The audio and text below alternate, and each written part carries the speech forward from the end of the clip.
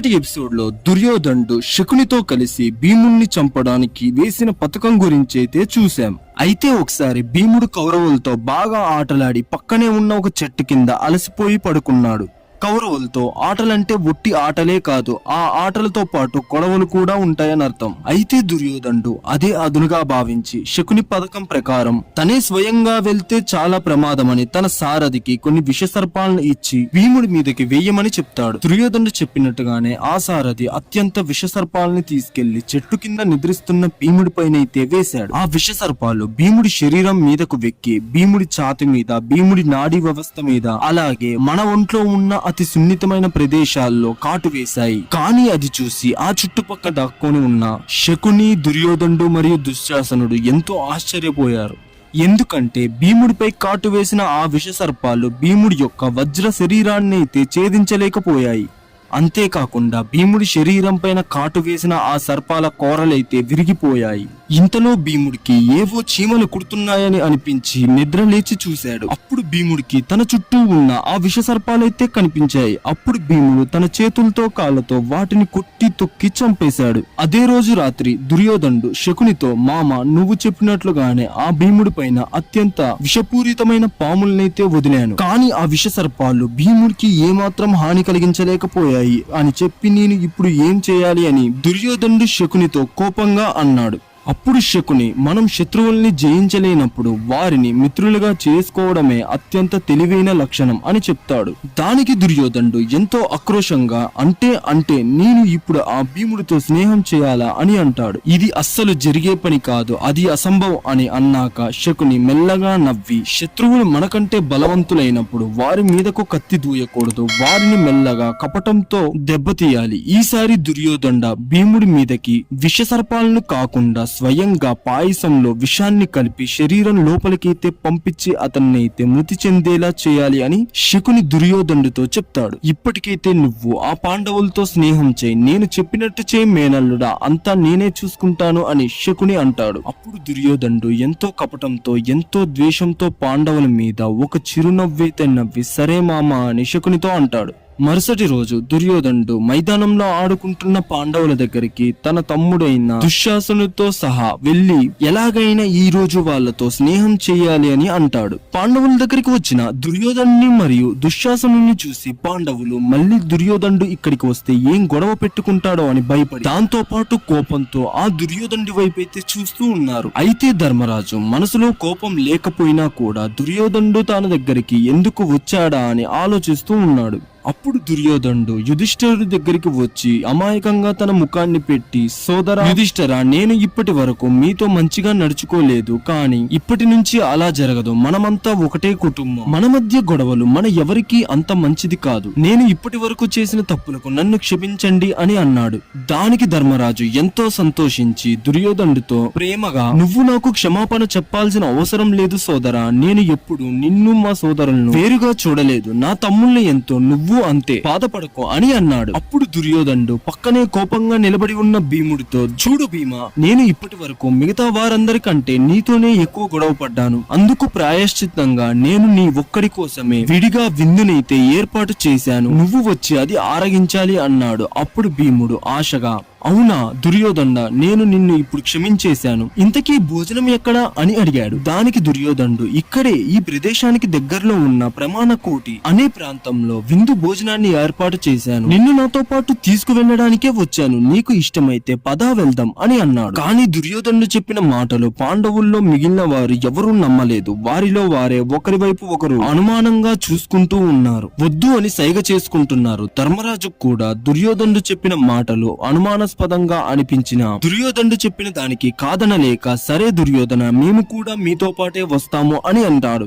మాకు కూడా ఇప్పటి వరకు ఆడి చాలా ఆకలిగా ఉంది, పదా వెళ్దాం అని అంటాడు. దానికి దుర్యోధనుడు, లేదు ఇక్కడ మీకు భోజనాన్ని ఏర్పాటు చేశాను, అక్కడ ఏర్పాటు చేసిన భోజనం భీముడు ఒక్కడికే సరిపోతుంది అని అన్నాడు. దానితో పాండవులు మళ్ళీ అనుమానాస్పదంగా ఒకరి ముఖాన్ని ఒకరు చూసుకుంటూ ఉన్నారు. అది గమనించిన దుర్యోధనుడు, బహుశా మీరు ఇంకా నన్ను అనుమానిస్తూనే ఉన్నారు, ఇంకా నాపై మీకు నమ్మకం వచ్చినట్లుగా లేదు, అందుకనే భీముణ్ణి మీరు ఒంటరిగా నాతో పంపించడానికి ఆలోచిస్తూ ఉన్నారు అని అంటాడు. అప్పుడు ధర్మరాజు, లేదు దుర్యోధన, నాకు నీపై నమ్మకం ఉంది అని మేము ఇక్కడ భోజనం చేస్తాం, భీముణ్ణి నీతో పాటు తీసుకువెళ్ళు అని భీముణ్ణి చూసి చెప్తాడు. భీముడు ఎప్పుడెప్పుడు ఆ భోజనాన్ని ఆరగిద్దామా అని ఆతృతతో దుర్యోధనుడి వెంట వెళ్ళాడు. దుర్యోధనుడు భీముణ్ణి ప్రమాణకోటి అనే ప్రదేశంలో నది పక్కన ఉన్న ఒక కుటీరంలోనికైతే తీసుకుని వెళ్ళాడు. అక్కడికి వెళ్ళగానే భీముడికి కుటీరంలో నుంచి వివిధ రకాలైన పిండి వంటల గుమగుమ వాసనలైతే వచ్చాయి. వెంటనే భీముడు దుర్యోధనుడితో పాటు కుటీరంలోనికి వెళ్లి చూశాడు. అక్కడ గారెలు, బూరెలు, అనేక రకాల పిండి వంటలైతే దుర్యోధనుడి పక్కనే ఉన్న భీముడికైతే కనిపించాయి. అప్పుడు దుర్యోధనుడు కుటీరం బయటనే ఉన్న దాక్కుని చూస్తున్న శకుని వైపు చూస్తూ కళ్ళతో సైగ చేసి అంతా సరేనా అన్నట్టుగా చేశాడు. దానికి సరే అన్నట్లుగానే శకుని కూడా తన తలతో సైగనైతే చేశాడు దుర్యోధను వైపు. అప్పుడు దుర్యోధనుడు భీముడితో, భీమా, ఇవన్నీ నీకోసమే ఏర్పాటు చేశాను, తృప్తిగా తిను అని అన్నాడు. ఇక ఆలస్యం చేయకూడదని చెప్పేసి భీముడు 2 నిమిషాల్లో ఆ ఆహార పదార్థాలు అన్నిటినీ కూడా ఖాళీ చేసేశాడు. ఆహార పదార్థాల్లో కాలకోట విషాన్ని కలిపి ఉంచడం వలన అదంతా భీముడి శరీరంలోకి వెళ్లి భీముడైతే స్పృహ తప్పి కింద పడిపోతాడు. అప్పుడు వెంటనే తీరం బయట ఉన్న శకుని మరియు దుశ్శాసనులు లోపలికి వచ్చి అతి బలవంతమైన తాళ్లతో భీముడినైతే కట్టేశారు. ముగ్గురు కలిసి భీముణ్ణి మోసుకుని వెళ్లి పక్కనే ఉన్న నదిలో అయితే పడేశారు. అప్పుడు దుర్యోధనుడు శకుని మరియు దుశ్శాసనుల వైపు అయితే చూస్తూ, ఇక ఈ భీముడి పీడ మనకి వదిలిపోయింది అని నవ్వుకుంటూ అక్కడి నుంచి వారు ముగ్గురు కలిసి వెళ్లిపోతారు. అయితే నదిలో పడ్డ భీముడు తన అధికమైన బరువు కారణంగా నీటి యొక్క అడుగు భాగానికి అయితే చేరుకున్నాడు. ఆ నది ఎంతో భయంకరమైన విషసర్పాలు మరియు నీటి మొసలతో అయితే నిండిపోయి ఉంది. ఇంతలో కొన్ని విషసర్పాలైతే వచ్చి నదిలో పడిపోయి ఉన్న భీముడిని అయితే కాటు వేశాయి. దానితో మెలకువలోకి వచ్చిన భీముడు తన శరీరాన్ని గట్టిగా విరుచుకోగానే తన శరీరానికి ఉన్న తాళ్ళైతే గడ్డి పూసల్లాగా విరిగిపోయి పక్కన పడిపోతాయి. కళ్ళు తెరిచి తన చుట్టూ ఉన్న విషసర్పాలని చూసిన భీముడు తన 2 చేతుల్ని ఒకదానితో ఒకదాన్ని కొడతాడు. ఆ దెబ్బకి 2 పర్వతాలు కొట్టుకున్నాయా అన్నట్లుగా నదిలో ఒక నీటి తరంగమైతే ఏర్పడి భీముడి చుట్టూ ఉన్న విషసర్పాలన్నీ కూడా దూరంగా ఎగిరిపట్టాయి. వెంటనే ఆ విషసర్పాలు తన శరీరాన్ని 2గా మార్చి సగభాగం పాము ఇంకా సగభాగం మనిషిలాగా ఉండేలాగా మాయా రూపాన్ని ధరించి ఆయుధాల్ని ధరించి భీముడిపై యుద్ధానికైతే సిద్ధమయ్యాయి. అవి మామూలు సర్పాలు కావు, నాగలోకపు సైనికులు. ఆ సర్పాలన్నీ ఒకేసారి భీముడిపై విరుచుకుపడ్డాయి. కానీ భీముడు గుద్దే పిడిగుద్దులకు ఎంత వేగంగా ముందుకు వచ్చాయో అదే వేగంతో వెనక్కి అయితే ఫిరంగి గుండ్లలాగా పడిపోయాయి.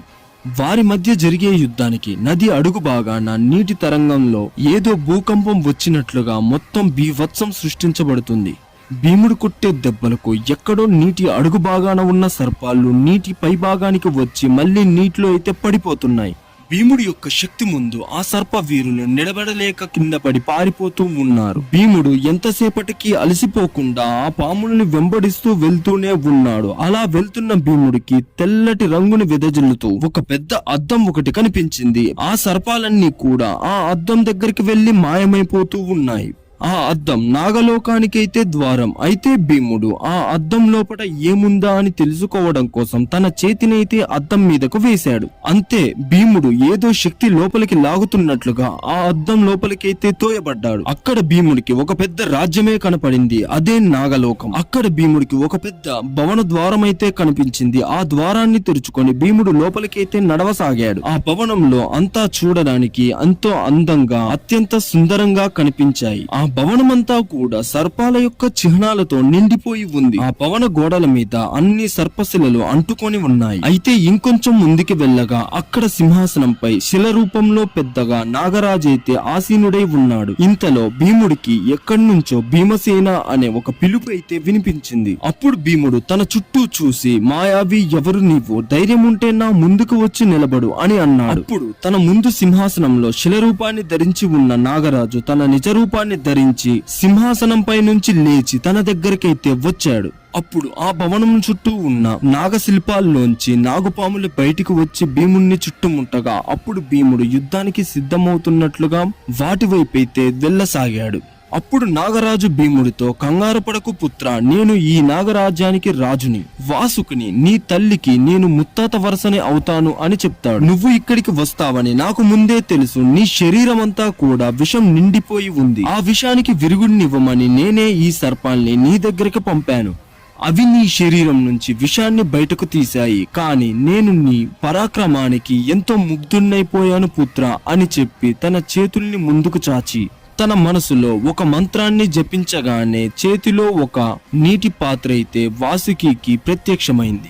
అప్పుడు వాసుకి భీముడి వైపు చూస్తూ, భీమా, ఇది నాగామృతం. ఇందులోని ఒక్కొక్క నీటి బిందువులో ఒక్కొక్క మదపటేనుకి సమానమైన శక్తి దాగి ఉంది. ఈ పాత్రలో మొత్తంగా 1000 ఏనుగుల శక్తి అయితే దాగి ఉంది. కానీ ఇప్పటి వరకు ఈ నాగామృతాన్ని ఎవరూ పూర్తిగా తాగలేదు. కానీ నువ్వు ఒకసారి ప్రయత్నించి చూడు అని అన్నాడు. అప్పుడు భీముడు తన చేతిలోకి ఆ పాత్రను తీసుకుని ఒక్క చుక్కని కూడా వదలచకుండా మొత్తం నీటినంతా కూడా తాగేశాడు. అది తాగిన భీముడి శరీరం 1000 ఏనుగుల శక్తితో ప్రకాశించింది. అప్పుడు భీముడు వాసుకి వైపు చూస్తూ, ధన్యవాదాలు తాత, మా అమ్మ సోదరులు నా కోసం వేచి ఉంటారు అని చెప్పి నేను ఇక బయలుదేరతాను అని అంటాడు. దానికి వాసుకి ఎంతో సంతోషించి తనని తిరిగి ప్రయాణానికైతే సాగనంపాడు. భీముడికి విషాన్నిచ్చి తనని నదిలో వేసినట్టుగా శకుని మరియు దుశ్శాసనుడు దుర్యోధనుడు మాట్లాడుకుండగా ధృతరాష్ట్రుడి యొక్క రెండో భార్య కొడుకు అయిన యుయుత్సుడు వింటాడు. యుయుత్సుడు ధృతరాష్ట్రుడి కొడుకే అయినా కూడా తన సోదరులు చేసే పని ఏమాత్రం నచ్చక ఆ విషయాన్నంతా కూడా కుంతీదేవికైతే చెప్తారు.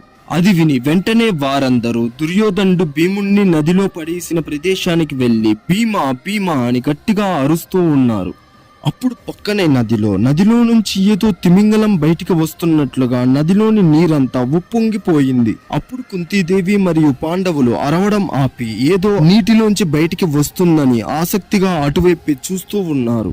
ఆ నదిలోంచి కొత్త ఉత్సాహంతో 1000 ఏనుగుల బలంతో భీముడు బయటికి వచ్చాడు. భీముడిని చూసినప్పుడు పాండవులు మరియు కుంతీదేవి ఎంతో సంతోషంగా భీముడి దగ్గరికి వెళ్లి తననైతే కౌగలించుకున్నారు. ఆ తర్వాత కుంతీదేవి భీముణ్ణి అసలు ఏం జరిగింది అని అడగగా భీముడు జరిగిన విషయాన్నంతా కూడా కుంతీదేవికి వివరించి చెప్తాడు. అప్పుడు భీముడు, ఆజ్ఞనివ్వండమ్మా, ఇప్పుడే ఆ దుర్యోధనుడి యొక్క అంతు చూస్తాను అని కోపంగా అంటాడు. వద్దు భీమా, మీ తండ్రి గారు చనిపోయాక ఆయన అన్నగారైన ధృతరాష్ట్రుడే మనకి ఆశ్రయాన్ని ఇచ్చారు. అతని ఆశ్రయంలో ఉంటూ అతని కుమారుడికి కీడు చేయడం ధర్మం కాదు అని వారించింది. అయితే భీముడు నదిలో నుంచి బయటికి వచ్చాడన్న విషయం దుర్యోధనుడు మరియు దుశ్శాసనుడు శకునికైతే తెలిసింది. ఒక పక్క ఆశ్చర్యంతో మరో పక్క అసూయ ద్వేషాలతో అయితే ఊగిపోయారు. అయితే దుర్యోధనుడు ఆహారంలో విషం కలిపి భీముణ్ణి నదిలో వేయగా భీముడు 1000 ఏనుగుల బలంతో బయటకు వచ్చాడు. అయినా కూడా దుర్యోధనుడు తన ప్రయత్నాన్ని ఆపక పాండవులకి ఎలాగైనా కీడు తలపెట్టాలని ప్రయత్నిస్తూనే ఉన్నాడు. దుర్యోధనుడు ఎన్ని ప్రయత్నాలైతే చేస్తున్నాడో అంతకు మించి బలాన్ని పాండవులు పుంజుకుంటూనే ఉన్నారు. అయితే ఓసారి హస్తినాపుర రాజ్యసభలో ధృతరాష్ట్రుడు విదురుడి వైపు చూస్తూ,